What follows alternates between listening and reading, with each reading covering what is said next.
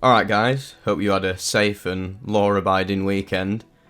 Sorry for the lack of videos past few days, I've just been addicted to Elden Ring, and then yesterday I went on a hike and I'm absolutely shattered as well, so I was out for the count yesterday when I got home. I'm going to start featuring some more footage of when I go on hikes, because pretty beautiful, some of the areas in the Lake District, and I reckon you guys will really enjoy looking at it as well. It's a bit more riveting than some of the gameplay, but unfortunately I only have a few clips to provide now, but I will definitely get more in the future just to vary things up. So this story today was sent in by a subscriber called Danny. I'd just like to thank him for sending it in. I really enjoyed reading it, and I reckon you guys will enjoy it as well. A nervous night. A mushroom trip report. Before I start this report, I'd like to provide some context. I'm a 17-year-old male living in Canada. You can call me Danny.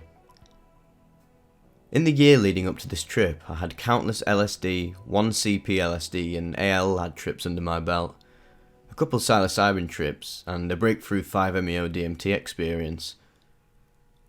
For this, I am the most knowledgeable and experienced in psychedelics amongst my friends.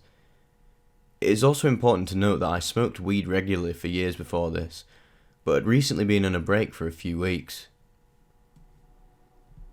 This trip took place at a Halloween party.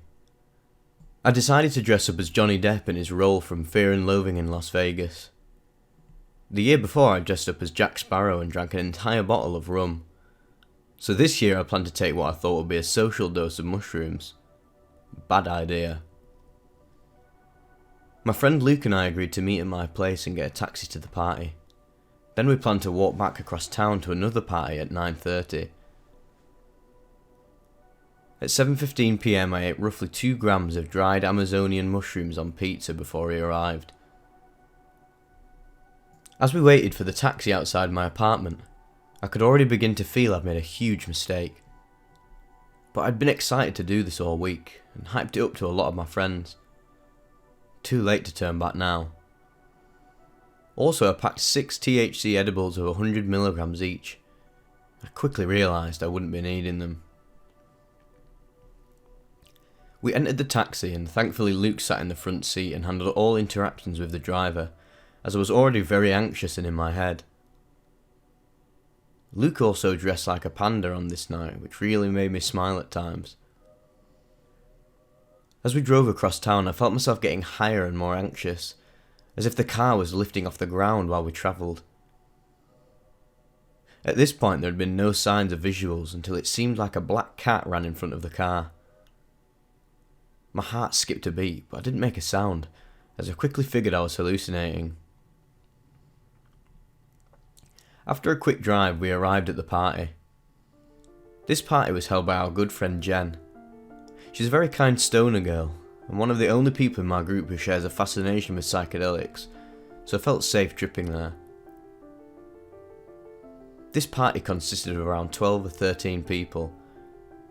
I know all of them, but could only trust half of them really. This threw me off, as I realised I'd have to stay vigilant and act normal. We entered her house and nearly all the lights upstairs were off, and her parents weren't home. This detail is very important for later. The party itself was being held in the basement. There were strobe lights at the bottom of the stairs, fake cobwebs and drapes, a whole myriad of Halloween decorations. Also, everyone was dressed up, which didn't help. I quickly became overstimulated and sat on the carpet. I don't remember much of my interactions with people before the trip really started, but I awkwardly greeted as many people as I could, before sitting back on the ground and awaiting my inevitable doom. Keep in mind, I wasn't actually tripping yet. The come-up anxiety was so intense that I thought I was already tripping though. Boy was I wrong. Some time passed and Jen's boyfriend Matt asked if I want to try playing VR. He knew beforehand I'd be tripping.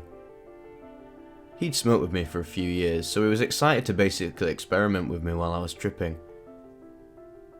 His vibes calmed me a little, just as they did years ago when I was having a bad time on a high dose of Molly. I reluctantly agreed and was thrown into a medieval arena style fighting game. This was fun and immersive, and people seemed to have a good time watching my exaggerated reactions. I soon became tired of it, and my head felt heavy. Matt was satisfied and told me to relax on the couch. At 8 PM, I'm left with my own devices on the couch, as the anxiety sets in again. Around this time, Matt brings out a bong and passes it around for people to smoke. He catches me staring at a wall and gets the bright idea to get me to smoke. I hold my ground and tell him I'm already incredibly high, and remind him I'm on a break. But as I'm saying this, I get a heavy wave of come-up laughter, which didn't help my case. He then says, "Come on man, it's a party." The cliché peer pressure of this statement sent me into an uncontrollable laughter. I recovered from this and agreed to smoke the bowl. I felt like he had won me over with his humour.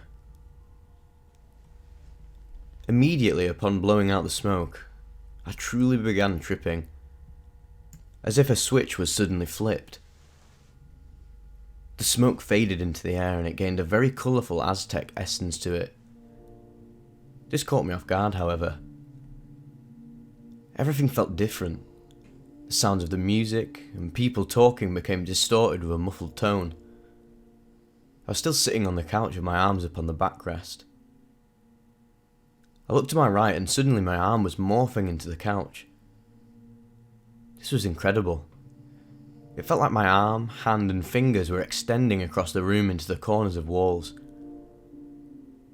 It felt like I was glowing branches like Groot from Guardians of the Galaxy.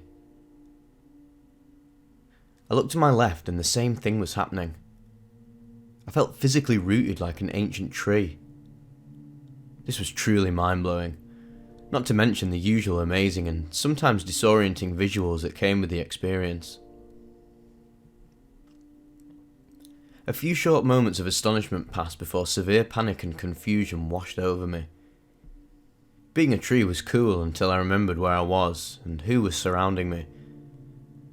But none of it made any sense. I felt stuck, and I had a faint recollection of taking mushrooms, but the word mushroom barely rang a bell. I sat on the couch immensely confused and anxious, trying to make myself look occupied and avoiding eye contact with people.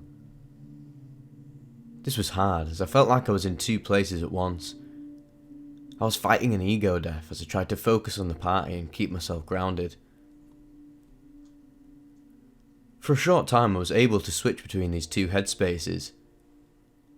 Amongst my anxiety, I found the time to play with this concept. I told myself, I am life, I am death. Switching between awkward human behaviour and that of the ancient tree, slowly dying. I was still rooted to the couch. 8:30 PM. Luke sits next to me and asks how my trip is going. I found it hard to communicate. He noticed this and handed me a small plush panda matching his costume. I smiled and held it. This really calmed me down for a short time. I turned to him and say something like, "I'm gonna go to the bathroom." Standing up was incredibly difficult and disorienting. The carpet resembled an ocean as I struggled to walk from the couch to the stairs. I passed the strobe light and climbed the stairs, and halfway up them I experienced the most vivid auditory hallucination I've ever encountered. Everything went quiet, including the music, and I could hear people saying stuff like, "What the fuck is he doing? Oh my god. Is he really serious?" Immense panic and the sense of impending doom took hold of me once again. At that moment I thought Jen's parents were running a haunted house and that I was about to ruin it. And for some reason I also thought this would result in my death. Crazy, I know. I'm normally one to stay in control while tripping and not have such irrational thoughts. But on this dose, coupled with my anxiety, I was very susceptible to negative thoughts. I panicked and came back down the stairs, and practically flopped onto the carpet thinking I was dying. All while trying to act normal in front of countless friends who now seemed like alien strangers. I was soon able to collect myself and remember I'm on a psychedelic, and I'm not dying. I felt embarrassed by what I experienced on the stairs and didn't bother trying to go back up. I retreated back to the couch. Luke was elsewhere enjoying the party. Jen's brother Ryan sat next to me and tried to start a conversation. Next to us on the couch was a container of Bacardi Gold. He says to me, "I got to drink this whole thing tonight." The container appeared to be huge, so I assumed it would be a daunting task for him. I enthusiastically replied, "Good luck, man." He looked at me puzzled. I looked at the container again, only to realise it was very small. Turns out I was being sarcastic. I couldn't believe my eyes. I was very confused, so I just stared at him like a deer in headlights until he got up and walked away. This interaction threw me back into a state of anxiety and confusion. Everything around me was moving, melting, morphing and changing colours. These were some of the most intense visuals I've ever experienced. I'd like to assume it was due to the uncomfortable situation and the addition of weed which I no longer had tolerance to. 9 PM. In my attempts to keep myself occupied, I must have looked at my phone 100 times. But the numbers displaying the time didn't make any sense. As it got closer to 9:30, I began to remember that Luke and I planned to go somewhere. But where? The only thing I knew at the time was this basement, which had become my personal hell when we arrived all that time ago. How on earth am I going to communicate to Luke that it's time to go soon? I pondered this for what seemed like forever. 9:20 PM. Thankfully, it wasn't long before Luke broke my thought loops. He asked me if I wanted to go soon. I nodded and slowly began packing my things as he said goodbye to people, partially on my behalf. I was still in no place to hold a conversation, even a short one at that. We made it upstairs and to the door. I had the hardest time getting my shoes on, but I managed it in the end. The visuals were still incredibly heavy and disorienting, though I believe the peak ended when we finally made it out of the basement. 9:45 PM. Stepping outside during this experience was mind-blowing. The weather was alright, and the night sky wasn't too dark either.